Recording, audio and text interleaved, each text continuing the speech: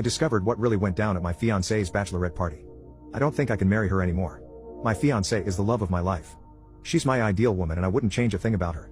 But recently I had started feeling insecure about our relationship. I'm not proud to admit it, but I decided to snoop on her phone last night.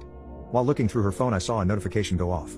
A message from her friends about the bachelorette party came in, so I started obsessing over it like a stalker from TV.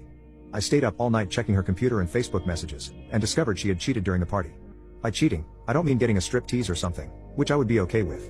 I understand it's a bachelorette party, but she actually gave a stripper some slop and ended up going home with another one that night.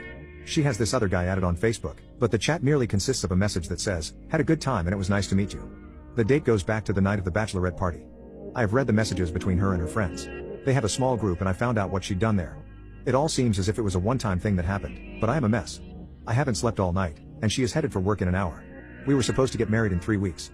We were planning on buying a house together, having kids and growing old. I feel like I want to throw all of that out the window. I am sitting here smelling like liquor, feeling sloshed and depressed. Honestly, I just wanted to stomp her out. I left in the morning to take a smoke. My head was still messed up, but other than this night, nothing I found indicated anything else. I guess she wanted this to be her last night before settling down or something. I honestly don't know and I don't care. When I was outside taking a smoke, about 15 to 20 minutes or something after I left, she had woken up. She noticed the drinks out and asked me what I had been up to. Basically came to give me a kiss and a hug. I followed through with it but honestly felt empty doing it. I didn't want to give her any hints of what I knew.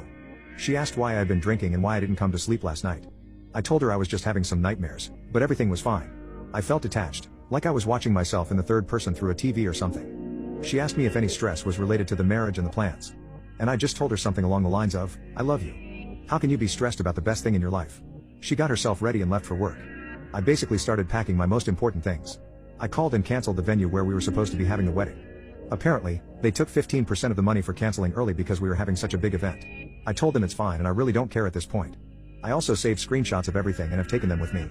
Around 1 p.m., I called a taxi and went to stay at a hotel about 60 miles away from my city. I didn't leave any notes or pictures at home, I just left. I just needed the alone time in the hotel to think everything through and process what had happened. At around 3:30 p.m., my phone started getting spammed with calls from my ex-fiancée. I started getting calls and messages from her sister, her friends, her parents, my parents and a few of our mutual friends. The only person I called back was my dad and my mom. I have huge trust in my parents. I basically spilled the beans and told them a nicer story about what happened. I asked my dad not to say anything and also asked my mother not to say anything. I told them it's ended, it's over and that I won't be getting married anymore.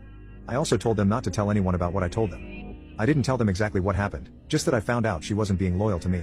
I didn't think giving details would help anyway. Around 5 p.m. my dad calls me back and tells me that my ex-fiancée is completely hysterical and is basically broken down. Completely not understanding what is going on. I just told my dad not to intervene and that I need some alone time now. I basically just shut my phone down and I've been staying silent ever since. Her sister knew about what happened at the bachelorette party. And I have the text to prove it. She even laughed about it and told her not to feel guilty because it was a bachelorette party and that women should just go all in on that night. I really feel like Neo in the Matrix dodging bullets in slow motion. However, instead of dodging bullets, I have dodged a floozy wife and unwanted children. With this wife's endless fights and tons of depression, I honestly feel a lot better knowing that my life will get better. Unfortunately, she has broken down and is begging me to take her back. So is her sister and her friends. They also came up with the worst excuse of what actually happened. I had this gut feeling that she was going to come up with an excuse of some sort. I picked up the phone and the first thing I heard was a torn voice. I could hear she had been crying all day and was in a messed up state. She kept begging me to come back, that there was an explanation for everything and that she loved me. She said I had misunderstood the entire situation.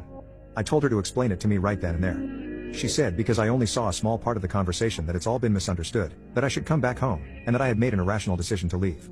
During the entire conversation, I was just giving really short, empty answers in a cold manner. After she told me it was all a misunderstanding, I told her to call me back in 10 minutes and to check Messenger. After I hung up, I sent her the entire conversation with a ton of screenshots. Not all of them, but most of the important ones. It didn't take 2 minutes for her to call back crying hysterically, saying she was sorry for everything, that she wanted to die rather than lose me. She said she was forced by her friends and her sister to have fun one last time, and that she needed to let all the energy out before stepping into a marriage for life.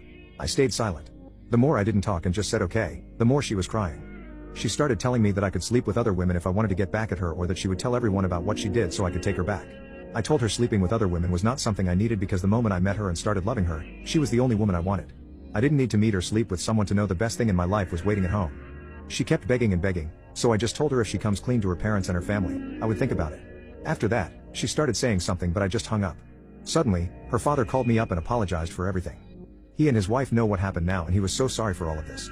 He told me he understood how I felt and that he didn't raise his daughter to do that. His wife basically stole the phone from him and told me that her daughter had never been this destroyed before.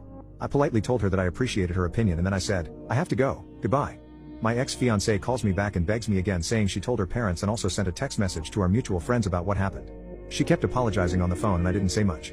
After some time, I just told her not to cry, and that she shouldn't be apologizing because single women like herself are allowed to do these things, and I hope she finds Mr. Right. She starts crying even harder. My ex-fiancée is unable to breathe and hands the phone off to her sister.